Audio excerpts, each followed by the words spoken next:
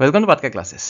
So যোৱাকালি হৈ যোৱাৰ পৰীক্ষাৰ পাছত বহুতে কমেন্ট কৰি মেছেজ কৰি সুধি আছিলে যে স্যাৰ কিমান মান পালে নেক্সট ষ্টেপৰ কাৰণে কল পোৱাৰ আশা আছে বা চাকৰিটো পাবৰ কাৰণে ভাল স্কোৰ কিমান হ'ব এখন পেপাৰত। সো কেইবাটাও ফেক্টৰ ইয়াত জড়িত হৈ আছে, নেগেটিভ মাৰ্কিং আছে, তো তাৰ কাৰণে কাট অফ কমিব, আকৌ পোষ্টৰ সংখ্যা এবাৰ কম যোৱাবাৰৰ তুলনাত, সো সেইটো কাৰণে কাট অফ বাঢ়িব।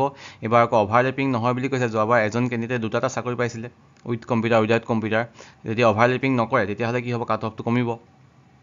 অ'কে, সো সেইখিনি চাই মেলি আৰু লগতে পেপাৰৰ ষ্টেণ্ডাৰ্ডটো অলপ টান আহিছে, তাৰ কাৰণে কাট অফ অলপ কমিব পাৰে, কিন্তু আল্টিমেটলি পোষ্টৰ সংখ্যা কম আছে আৰু আজিকালি প্ৰিপেৰেশ্যন কৰা কম্পিটিশ্যনটো বহুত বেছি, সো সেইটো এটা ডাঙৰ ফেক্টৰ জড়িত হৈ আছে। সো সেইখিনি চাই মেলি আৰু লগতে মই এটা পলো লৈছিলোঁ যোৱাবাৰ আমাৰ এডিআৰিত, যোৱাকালি এডিআৰি টেষ্ট গ্ৰুপত, তাতে বহুতখিনি পলত তাতে এনচাৰ দিছিলে কোনে কিমান পাব। সো সেইখিনি চাই মেলি এটা মই থুলমূল এটা নিজৰ ফালৰ পৰা এটা আইডিয়া দিব বিচাৰিছোঁ।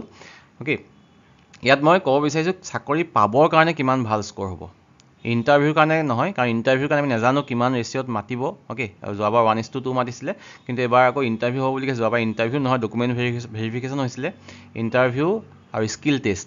তো তাৰ কাৰণে যদি বেছিকৈ মাতে তেতিয়াহ'লে কাট অফটো আৰু তললৈ যাব, ৰিটেনৰ কাট অফটো। কিন্তু মই ইয়াত ক'ব বিচাৰিছোঁ চাকৰি এটা পাবৰ কাৰণে, এইটো পৰীক্ষাৰ পৰা চাকৰিটো পাবৰ কাৰণে চাকৰি সংখ্যাৰ লগত মিলাই কিমান মান এটা ভাল স্ক'ৰ হ'ব পাৰে।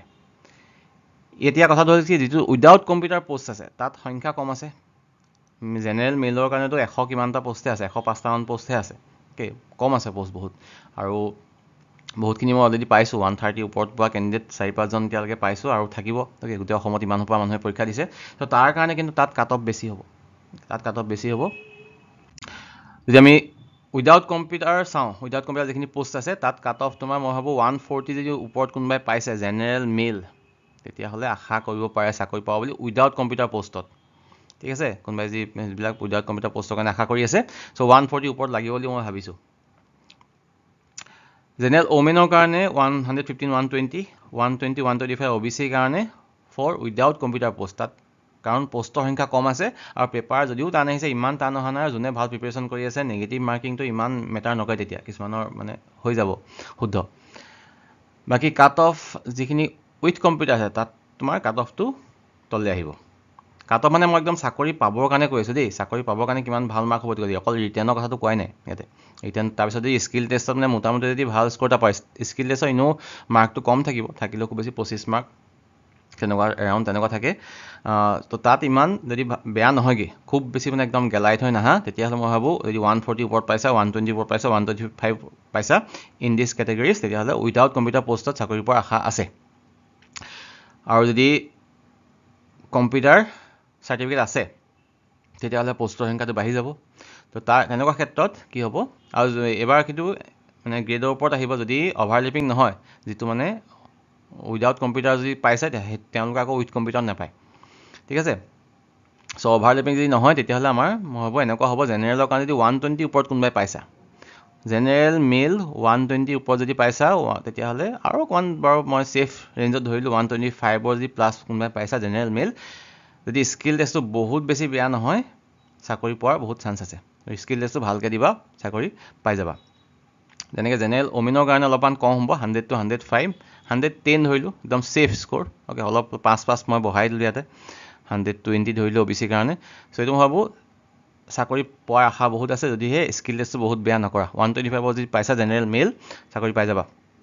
ঠিক আছে, সো মই যোৱাকালি যিটো পল ল'লোঁ তাতো মই তেনেকুৱা এটা আইডিয়া তাৰ পৰাই পাইছোঁ। ঠিক আছে, জেনেৰেল ওমেনৰ কাৰণে 110ৰ ওপৰত যদি পাইছা চাকৰি পোৱাৰ আশা আছে, OBC 120 ওপৰত আশা আছে, OBC ফিমেলৰ কাৰণে তেনেকুৱা 110ৰ ওপৰত যদি পাইছা, 100 বা 100ৰ ওপৰত যদি পাইছা OBC ফিমেল, তেতিয়াহ'লে চাকৰি পোৱাৰ আশা আছে। ঠিক আছে, সো এইখিনি মই কৈছোঁ চাকৰি পাবৰ কাৰণে কিমান ভাল স্ক'ৰ হ'ব। 120 plus is a good score for with computer, আৰু 140, 135 অ'কে এনেকুৱা লাগিব উইদাউট কম্পিউটাৰৰ কাৰণে। বাকী SCW, SC women, ST plains, ST হিলছৰ কাৰণে এনেকৈ মাৰ্কবিলাক কমি কমি আহি থাকিব, তথাপিও বহুত বেছি ডিফাৰেঞ্চ নাহেগৈ। মই ভাবোঁ ST হিলছৰ, ST প্লেইনৰ কাৰণে 80, 90 ওপৰত লাগিব। অ'কে, তেনেকৈ 90 SCৰ কাৰণে অলপ বেছি থাকে, SCৰ কাৰণে 100, 105 লাগিব।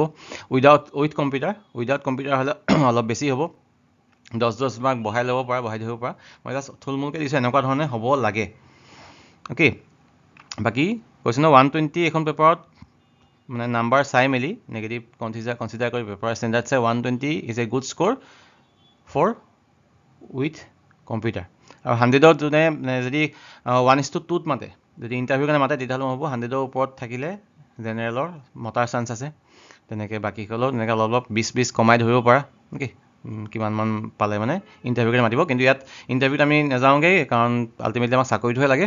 চাকৰিটো পাবৰ কাৰণে মই ভাবোঁ 120 ইফালে 135 জেনেৰেল মেইলৰ কাৰণে সেইটোকেইটা সিমান স্ক'ৰ লাগিব। ঠিক আছে, চ' সেইকেইটা এনেকুৱা ধৰণৰ হ'ব বুলি ভাবিছোঁ। বাকী সময়ত দেখা যাব কি হয়। Anyway best of luck to all. Okay, thank U.